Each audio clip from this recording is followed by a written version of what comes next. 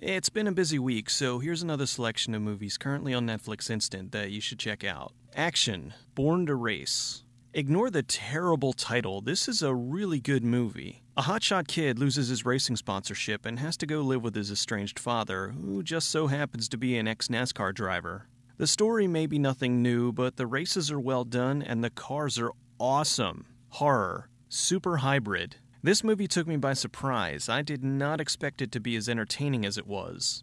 A car is driving around Chicago that's actually a shape-shifting creature that lures people inside so it can eat them. It gets trapped inside of a police impound garage and begins to attack the mechanics that work there.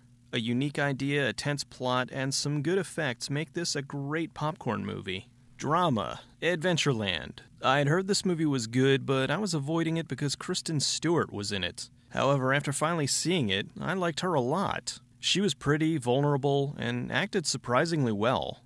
A far cry from the blank, gaping, open-mouthed stares she gave as Bella. The movie's about a kid who gets stuck working at a theme park for the summer instead of going away with his friends before starting college. A solid cast including Jesse Eisenberg, Ryan Reynolds, and Bill Hader do a great job in this serious but still funny coming-of-age flick. Documentary, Indie Game the Movie. A documentary that follows 3 indie game makers over the course of several years as they each work on their games or talk about the indie game scene. It focuses on the trials and tribulations of the games Super Meat Boy, Fez, and Braid. You really get a sense of what these guys are going through, especially when things get stressful or something goes wrong. They do a good job of showcasing both the highs and the lows to express that it's not always easy when you follow your dreams.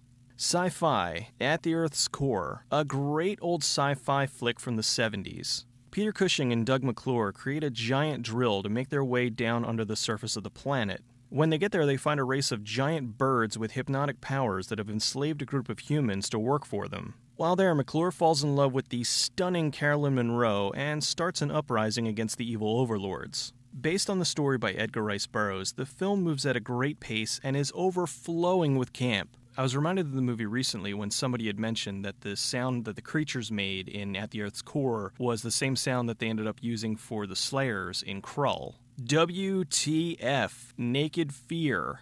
A hunter traps strippers, drops them naked in the woods, and hunts them. It's essentially the most dangerous game, with about 90 minutes of full frontal nudity. It's also directed by Tom Eberhardt, who did the classic Night of the Comet. It's modern-day exploitation, with an ending that could be best described as, huh?